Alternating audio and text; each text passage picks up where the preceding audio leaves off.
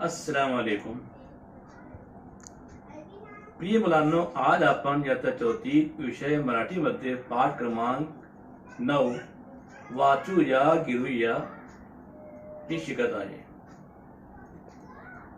प्यारे बच्चों, आज हम मराठी मजमून में सबक पढ़ो और लिखो इसको जो है देखेंगे। इसके बारे में आज हम पढ़ेंगे, समझेंगे। तो देखिए यहाँ पर बोर्ड पर तख्ते सिर पर आपके सामने तस्वीर नजर आ रही। बताइए क्या कौन सी तस्वीर है ये? पेन। तो उसको किस तरह लिखा जाता है? यहाँ पर पेन, तो मराठी में लिखा गया पेन यानी कलम।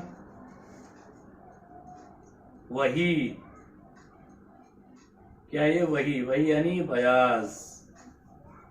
फिर ये कौन सी तस्वीर है? फड़ा यानी तख्ते सिया। फड़ा यानी तख्ते सिया। अब ये तस्वीर कौन सी आ गई? रिक्शा।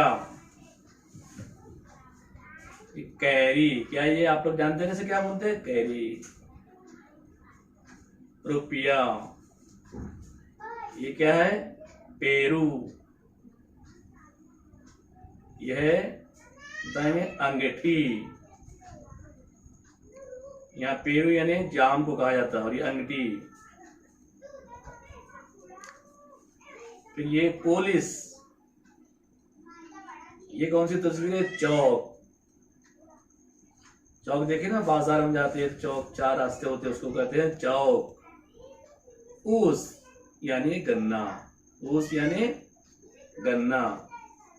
पपाई यानी पपैये को कहा जाता है पपाई। एक